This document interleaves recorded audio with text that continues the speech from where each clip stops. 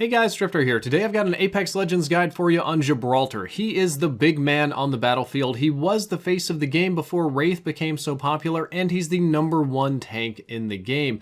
New players also, for whatever reason, tend to gravitate toward Gibraltar, and since the game is still relatively new, let's do a guide on Gibraltar. And before I get too far into the guide and talk about how good I think Gibraltar is, I do need to talk about the hitboxes.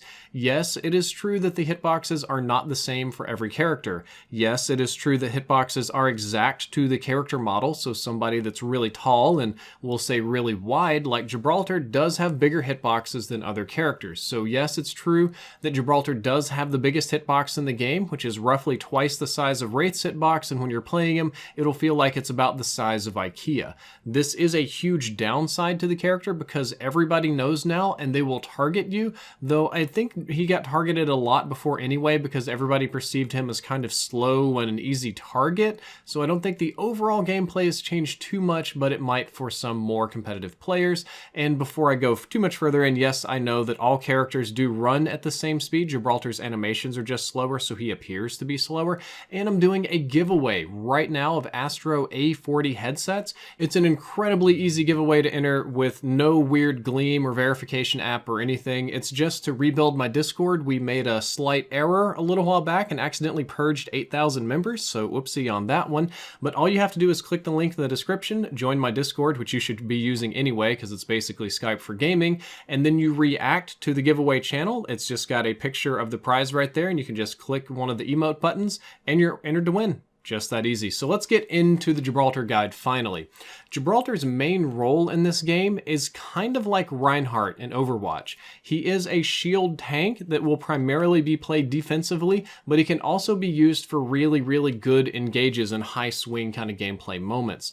And speaking of his roles, he's obviously offensive or defensive, but he makes a decent medic with all the shielding and all of the ability to cover reses. Let's talk about his passive first. It's one of the most powerful passives in the game because it's incredibly simple. If Gibraltar aims down sights, he gets a 100 hit point shield on his front every single time he ADSs. It just bam, pops up 100 HP shield.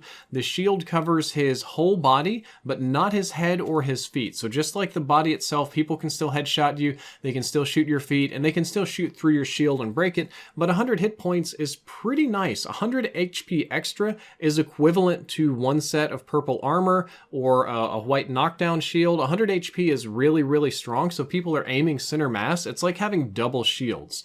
Its early game utility is incredible. When you're trading early game with people that may or may not have shields, that have questionable weapons, where you're really kind of cutting it down to the wire on the gunfights instead of making tactical choices, having that extra HP is just literally extra health. Just bam, it's hard for people to chew through sometimes. However, it does get less useful over time because in late game, people are going to have higher DPS weapons. They're going to be shooting at longer ranges. They're going to be using abilities and things like that, so you can get the shield broken more easily. It's also not useful when you're hip firing people. If you're big on hip firing with the alternator or either shotguns, or you want to play this sort of like hip fire peak game with the Peacekeeper, it's not going to work to your favor because your shield's going to be down while you're hip firing. So you really need a lot of ADS weapons in order to get the full benefit from this. One other interesting note is that you can actually disable this ability by hitting H on PC or down on D-pad on console and turn off the shield at any time. And if you wonder, well, if it's so good, if it's one of the best passives in the game, well, why in the world would you want to do that?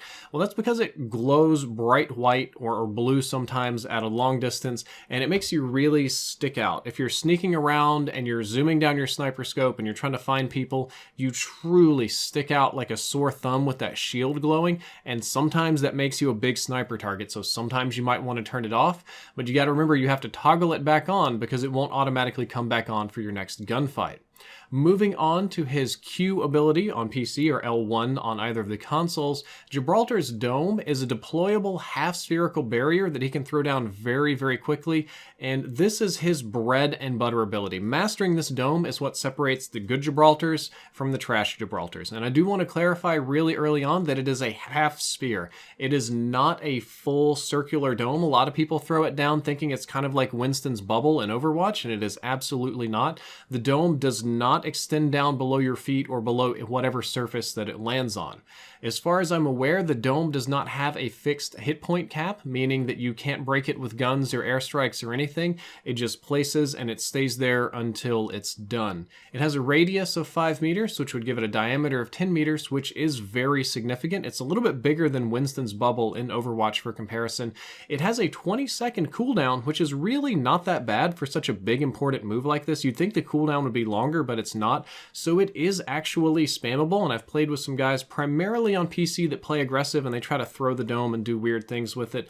The dome will last for 15 seconds, which is a very long time in a gunfight. You can use this to block incoming damage from enemies, to block airstrikes. It will prevent caustic gas from coming into the dome, but most importantly, it blocks your own bullets too. Your teammates cannot shoot through it, nor can you shoot through it. It's not like the bubble shield from Halo, where you can just shoot through if it's yours. It just isn't going to play that kind of game with you, and you need to be really careful about how you do this because you can actually screw yourself, you can screw your teammates. I've had a situation where a friend of mine went down and I threw the dome on him to try to protect him from getting BM'd, but the entire enemy team ran into my dome and it protected them from my other teammates' airstrikes, so that was kind of a bad thing. As I mentioned before, the dome is your bread and butter. No other character in Overwatch has an ability that directly affects battle like this dome does. This is the fastest instant effect on battle of any character in the game. You can also use this as really good cover while you res, and this is something that I end up doing with it pretty often, is a teammate goes down, often lifeline for whatever reason, and I am not able to move out into the gunfire to res them, but I can throw the dome on them and get a quick res on one side of the dome or in the middle of the dome. Sometimes I like to just throw it kind of in front like a big wall and sit between two barriers so that people have to walk closer to shoot me, but covering for a res is fantastic. You can throw the dome inside of buildings to provide cover for the top of the building, the second story, the basement, depending on where you throw it. What I tend to like to do sometimes is if my teammates are having a fight inside a building and I'm below it, I'll throw the dome below and we'll get a couple layers of shields on top that they can use to kind of work around and tilt the fight to their advantage. So it goes through walls, so you can do some really goofy things with the geometry. You can turn pretty much any fight into little shotgun peek battles because you can kind of scoot back and forth between the dome and see who has the better timing and who can shoot the other person with the shotgun. Personally, with this ability, I prefer to save it and deploy it relatively early into a fight. Some people spam it and throw it down preemptively and try to guess. I like to throw it down in about the first 2 or 3 seconds of a fight. I'm going to throw it down someplace that I think it's going to either provide cover, utility, concealment, something for my team, and try to get a little bit of something off of it. Sometimes this strategy doesn't work for me. Sometimes it just does nothing and the fight moves elsewhere and I feel kind of like a knob. But if the fight lasts for any significant amount of time, which would be 20 seconds, the dome will be back and I can throw down another dome. So it's not so bad. Finally, we've reached Gibraltar's ultimate ability. The defensive bombardment is what it's called, but it should really be renamed to the offensive bombardment because that's how most people use it. And personally, I think it's more effective than Bangalore's offensive bombardment. It does the same damage as her bombardment per bomb, but it comes in way faster. The defensive bombardment drops faster than unvaccinated kids in Washington. It is really, really quick. When you throw down Bangalore's, you see all the missiles come in, you know where they're at, you know where to run away from them. They do stun you and slow you down, which is annoying, but there's like an 8 or 9 second windup. It's not so fun. This one is 40 damage per bomb after a 2-second delay, which gives your enemy very, very little time to react. It lasts for 8 seconds, which isn't too bad, and every time one of your bombardment's bombs hits, you have a temporary stun on the enemy, which slows them down, can either slow their escape or just make it easier for your team to push in and kill them. On top of that, you can throw it pretty far too, especially if you have some elevation. You can really, really just Kobe this one and get some range on it. Most Gibraltars tend to throw this relatively close to where they're standing or close to their team, so when you see the bombardment, you think, oh, Gibraltar's close. But if you really chunk it, they might think that there's another team on top of them that they didn't notice. Personally, I prefer to save this one for when it counts. I know a lot of people have this ability and they just want to use it and they want to see the airstrike and they want to open up fights with it and try to get in a little bit of damage. I do not think that is the best way to use it because everybody expects you to open a fight with the bombardment and they're just going to run away from it. It's going to create a whole bunch of smoke and you won't see anything. It's best to save it for when you need it, i.e. defensively, but you can use it offensively as well.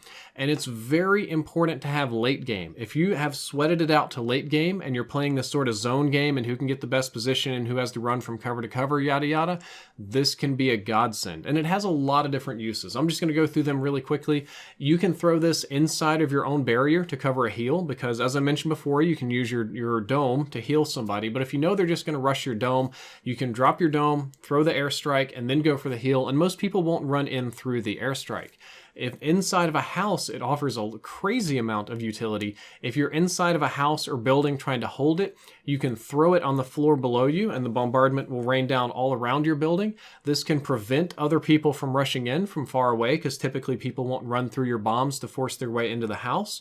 Or if people are really close by, kind of like knocking at the door, it will force them to rush inside in order to not get bombed, because it's the only way that they can escape it, which can sometimes force them into disadvantageous fights. One of the downsides, though, is that all the explosions will almost certainly break the doors of the building, so be prepared for a lot of grenades to roll in. You can also throw this on a house with a team in it to prevent them from rushing out. If somebody's camping a house and you've peeked and things have gone really bad and you're running away with half your health, you can actually turn real quick, throw that bombardment on the house. It's going to come down all around it and it's going to prevent them from running out while you move back and reposition with the rest of your team. One of my personal favorite ways to use the bombardment is to throw it on downed enemies and BM them and kind of punish anybody trying to get a res. So third partying is just part of the game in Apex Legends. You get third-partied or scavenged all the time, and anytime I'm playing Gibraltar and I move in and I see two teams fighting with like one or two guys down, maybe somebody trying to go for the res, I think it's really smart to throw the bombardment right into the middle of that, and it's oftentimes going to drop bombs on and kill the people that are downed, while also dealing damage to the teammates that are trying to get the res and just kind of softening up the entire enemy team. So that's really nice.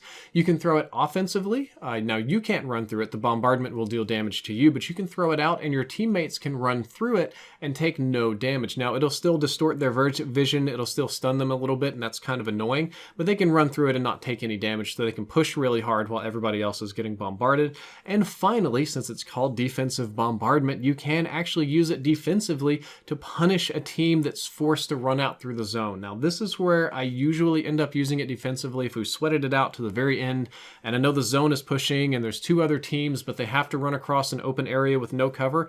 I will wait to the very last second and make them choose between my bombardment and their zone, and that just tilts the fight very, very greatly in the favor of me and my team. At the end of this video, I have to say that overall, Gibraltar is one of the most versatile legends in Apex Legends. That probably sounds crazy because I know the game right now is very Bangalore and Wraith heavy in the meta, and people like having Lifeline, but Gibraltar can offer a ton of utility, and since his movement speed is the same as the other characters, he can keep up. It's a little bit harder, to keep up with Pathfinder, but he's there and he does a lot. He gets made fun of a lot because of his hitbox size, and he's fat, and he's kind of like the first character that new players gravitate toward, but a good Gibraltar can provide a lot of utility to your team, both offensively and defensively. This guy can make or break engagements when played appropriately, and I think he's a good add for just about any team. And even though I'm a Pathfinder main, I love the grapple hook and stuff, sometimes I just feel like playing Gibraltar. Guys, that is all for this guide. I hope that you enjoyed it. I hope that you learned something useful. If you did, don't forget to like, favorite, and subscribe. Drifter out.